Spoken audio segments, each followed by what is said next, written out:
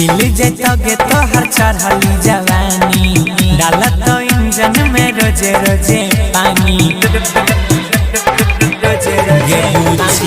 खिल जैतो तोहर चढ़ली जवानी, डालत तो इंजन में रोजे रोजे पानी। बिट पे कमर हिलाइले गे छोड़ी डीजे वाला के पटाइले, तू अपना भगिया जगाइले गे छोड़ी डीजे वाला के पटाइले, तू अपना किस्मत बनाइले।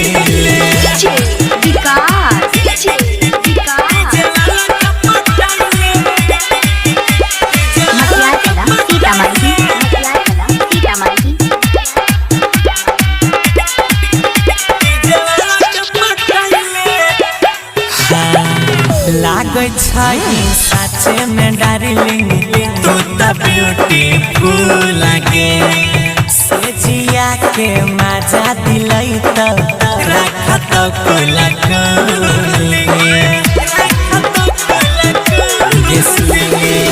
लागै छै साचे पता रखी, तू तो ब्यूटीफुल लागे। सेजिया के तोरा मजा दिलई तो रखत कोला कोले, जल्दी से पतरा दिखाइले गे छोड़ी डीजे वाला के पटाइले, तू अपना भगिया जगाइले गे रानी डीजे वाला के पटाइले, तू सुतला किस्मत जगाइले।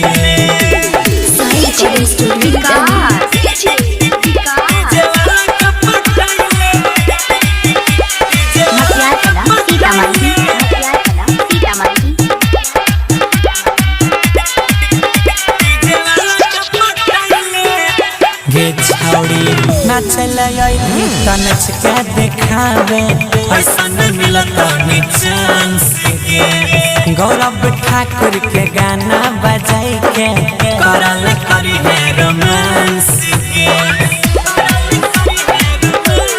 गोरखी नाचल अइली त नच के देखावे, ऐसा न मिलत नि चांस गे। गुड्डू सनी आज डीजे बजाई तो हानि कर